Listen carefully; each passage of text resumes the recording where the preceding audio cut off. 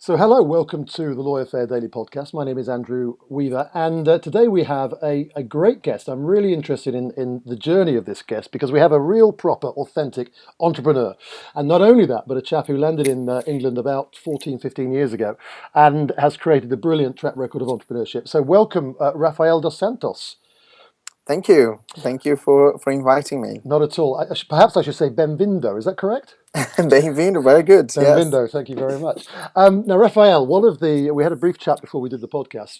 One of the groups of people that are using LawyerFair quite a lot are migrant entrepreneurs, particularly from Eastern Europe. We've had quite a few people coming in who've started businesses, and they have no base, they have no incumbent lawyers or professionals, so they're finding LawyerFair in particular is quite useful. So I'm really interested, if you wouldn't mind giving us a quick background to your journey and perhaps some of the challenges you faced in doing what you've done. Sure. So I arrived in the UK 14 years ago.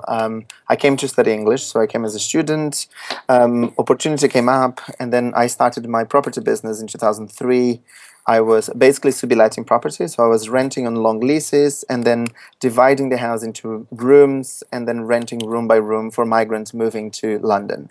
So long story short, from 2003 to 2012, I grew the business from one property to 50, had 15 members of staff. I went from a loan of £5,000 to £1.2 million turnover, sold to the business in 2014, and now I started a social enterprise called This Foreigner Can, which is a social enterprise whose mission is to improve the lives of migrants by helping them to start and manage a business. So it's all about migrants who are here, who want to get things done. They want to improve their lives and they want to work hard. So we give them the tools. It's the first pilot we are running. It's called MBA, which is Migrant Business Accelerator, and it is a 16-week program that we have a few mentors on board. So some are British, some are successful migrant entrepreneurs, and they are donating 2 hours of the time per month. We have about 18, so we're looking for more. So if you're interested in mentoring, which is basically, people will come up and say, I have this problem or that problem, how would you solve this? And helping, if you are experienced, helping them to think how they would solve their business issue. But, part of the program is that people also will attend 16 workshops in marketing, finance, operations. So it's learning about social media for small business, bank reconciliation, things that you have to do to manage, to start and run a business. And we're also looking for people to fund. So if you want to buy shares in small business, so the money that you invest will help to run the program, and also £4,000 be giving as funds to kickstart those migrants who want to start the business. In exchange, they will trade 7% of their business. So the investors will be helping with social change as well as having a return, buying shares. Well, listen, that's a really interesting project. So and what are the key challenges that you faced, or perhaps we are talking about a different era, I guess, now from when you started. What are the challenges that migrant business owners are finding, or startup business owners are Well, finding? the number one is actually access to finance, because when you're a migrant, you have no credit history. So it's almost impossible for you to go to a bank and say, can you lend me the money? Because the bank will say, well, we don't know anything about you. We don't have any record. And the issue is, if they disappear, if they get the money, so let's say that they get £4,000 loan, they can just take the money from the account and disappear, which has helped. It happened a lot, unfortunately.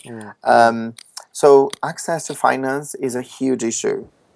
So, I'm working now, trying to work in partnerships with companies that do lending. For example, Virgin Startups, they lend money on a very low interest rate. But because people are going through the program, they have to create a business plan, they're serious, it will be easier.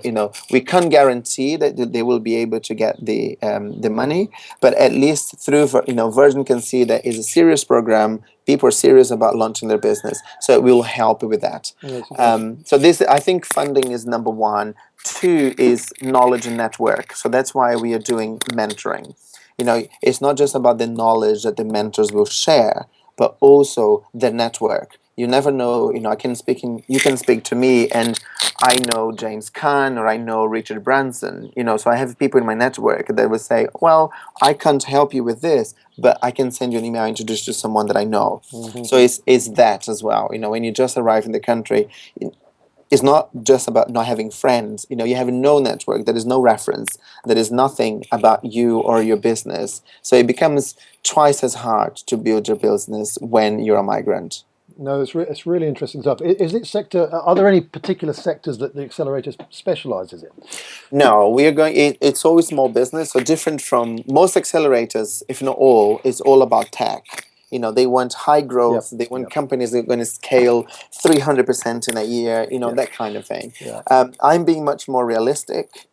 While there are 1,000 companies that are tech, we have 5.1 million small business now. So the majority, if not probably 90% of business in the UK are small business. So this is what we want to help.